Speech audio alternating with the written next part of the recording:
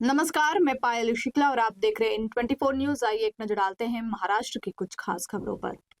महाराष्ट्र दिवस और अंतर्राष्ट्रीय श्रमिक दिवस के अवसर पर राज्य भर में कई उत्साहपूर्ण समारोह आयोजित किए जा रहे हैं।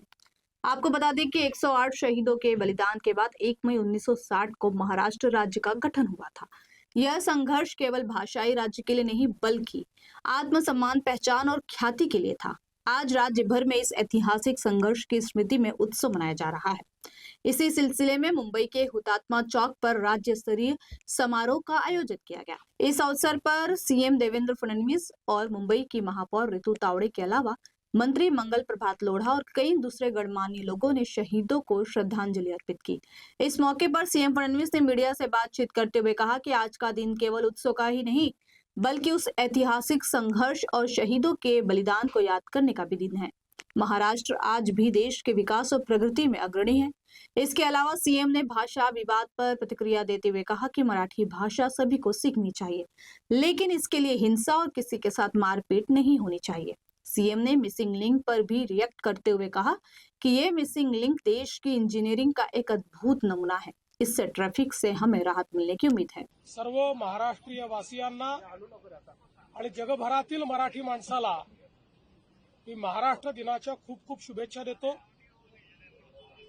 छत्रपती शिवरायांच्या पुनीत स्पर्शाने पावन झालेला महाराष्ट्र, स्वराज्य आणि सुराज्य हा संदेश ज्या मातीने दिला तो हा महाराष्ट्र, थोर समाज सुधारकांनी ज्या ठिकाणी सुधारणेचं आंदोलन चालवलं तो हा महाराष्ट्र, भक्ती संप्रदायाच्या माध्यमातून जिथे भक्तीचा एक अखंड मेळास तयार झाला तो हा महाराष्ट्र आणि अर्थातच 106 हुतात्म्यांच्या बलिदानानंतर तयार झालेला हा महाराष्ट्र आणि आज जगातली 30वी अर्थव्यवस्था असलेला हा महाराष्ट्र, देशाचं पॉवर हाऊस असलेला हा महाराष्ट्र, देशाचं ग्रोथ इंजिन असलेला हा महाराष्ट्र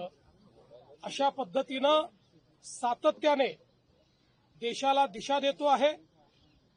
आणि आपण महाराष्ट्र गीतात म्हणतो, दिल्लीचेही तख्त राखितो महाराष्ट्र माझा। हे गेले अनेक वर्ष, शेकडो वर्ष महाराष्ट्राने दाखवून दिलेला आहे आणि म्हणूनच महाराष्ट्र दिन आपल्या सगळ्यांकरता एक अत्यंत महत्त्वाचा दिवस आहे। मी पुन्हा एकदा सर्वांना महाराष्ट्र दिनाच्या शुभेच्छा देतो। आज कामगार दिवस देखील आहे। लोकशाहीर अण्णाभाऊ साठेंनी सांगितलं होतं, पृथ्वी शेषनागाच्या डोक्यावर नाही तर कामगाराच्या तळहातावर असते।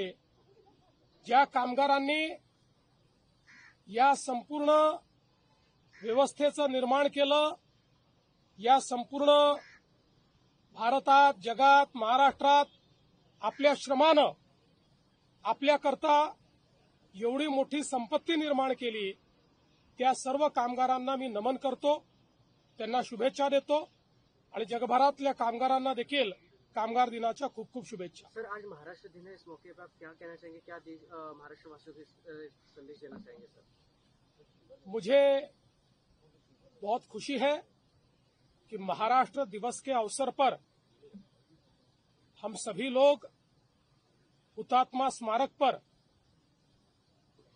मानवंदना देने के लिए उपस्थित है। 106 हुतात्माओं ने जिस समय बलिदान दिया उस समय ये महाराष्ट्र खड़ा हुआ है। छत्रपति शिवाजी महाराज, इन्होंने महाराष्ट्र धर्म का निर्माण किया और एक बहुत बृहत परंपरा जो हमारे यहाँ पर भक्ति मार्ग के माध्यम से, वारकरियों के माध्यम से आई है, उस परंपरा का निर्वाह करने वाला ये महाराष्ट्र है। और रिफॉर्मिस्ट, इस प्रकार का जो एक पूरा आंदोलन चला सुधारणावादी, उसका भी नेतृत्व करने वाला महाराष्ट्र है। और आज देश का पावर इंजन, देश का ग्रोथ इंजन ऐसा ये महाराष्ट्र है। इसलिए इस महाराष्ट्र दिन पर पूरी महाराष्ट्र में बसने वाले सभी निवासियों को, बहनों भाइयों को और दुनिया भर में बसने वाले मराठी लोगों को मैं महाराष्ट्र दिन की बहुत बहुत शुभकामनाएं देता हूं। आज हम सभी लोग जानते हैं मजदूर दिन भी है और कामगार दिवस के इस अवसर पर मैं तमाम दुनिया के मजदूरों को, कामगारों को बहुत शुभकामनाएं देता हूं।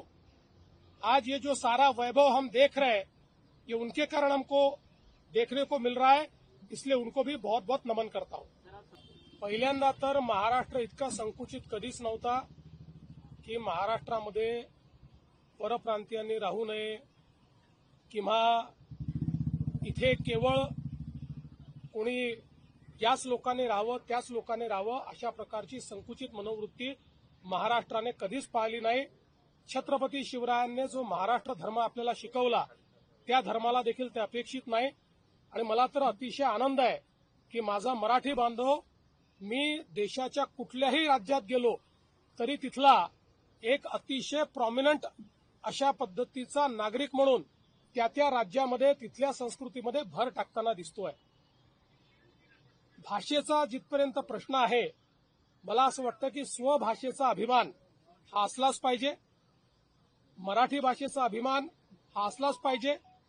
महाराष्ट्रात राहणाऱ्या प्रत्येकाने मराठी भाषा शिकलीच पाहिजे आणि मला निश्चितपणे असं वाटतं की जे लोक या महाराष्ट्रात वास्तव्याला आहेत ते मराठी भाषा शिकण्याचा प्रयत्न करतील। जे शिकले नाही आहेत त्यांना शिकवण्याचा प्रयत्न आम्ही करू, पण भाषेच्या आधारावर हिंसा, भाषेवर विवाद, भाषा येत नाही म्हणून कोणाला मारणं हे आम्हाला मान्य नाही। यातला मार्ग हा आहे की आपली भाषा इतकी सुंदर आहे आणि इतकी सोपी आहे, कोणालाही शिकवता येते। त्यामुळे आम्ही हा प्रयत्न करणार आहोत की अशा सगळ्या लोकांना आम्ही भाषा शिकवू। मला अतिशय आनंद आहे 2015 साली आम्ही हा निर्णय घेतला होता आणि त्यानंतर अडथळ्यांची शर्यत पार करत आज देशातलं वंडर ज्याला गिनीज बुक ऑफ वर्ल्ड रेकॉर्डनी वाइडेस्ट अंडरग्राउंड टनेल असा दर्जा दिला, रेकॉर्ड दिला आणि सर्व प्रकारच्या इंजिनिअरिंग मार्वल्सनी परिपूर्ण अशा पद्धतीनं हा मार्ग या ठिकाणी तयार झालाय आणि आज त्याचं लोकार्पण झाल्यानंतर मुंबई हे पूर्णपणे संपेल। अर्ध्या तासाने अंतर कमी होईल, 10 किलोमीटरने अंतर कमी होईल आणि आपला जो मुंबई पुणे क्वांटम कॉरिडॉर आहे, टेक्नॉलॉजी कॉरिडॉर आहे, हा कॉरिडॉर करण्याकरता त्याचा एक मोठा फायदा होणार आहे। मला असं वाटतं की आजचा दिवस हा अतिशय महत्वाचा आहे। महाराष्ट्र दिनी महाराष्ट्राने वर्ल्ड रेकॉर्ड करणं हा देखील एक अत्यंत महत्वाचा विषय है। मुंबई पुणे एक्सप्रेस हाईवे पे जहां सबसे ज्यादा जाम होता था वो घाट सेक्शन, वहां पर ये लिंक तैयार की गई है जिसमें केबल स्टेड ब्रिज है, जिसमें अंडरग्राउंड टनल है और हम लेक के नीचे से भी उस पूरे प्रोसेस में गए हैं और ये इसलिए महत्वपूर्ण है कि इसके कारण मुंबई और पुणे के बीच की दूरी तो कम होगी और यात्रा का समय भी आधे घंटे से कम होगा और कोई जाम जो यहां हमेशा लगता था वो नहीं लगेगा। एक प्रकार से मुंबई पुणे ये टेक्नोलॉजी कॉरिडोर, क्वांटम कॉरिडोर इस प्रकार से जो हम विकसित करना चाहते हैं उसकी नींव इस प्रोजेक्ट के माध्यम से हमने रखी है।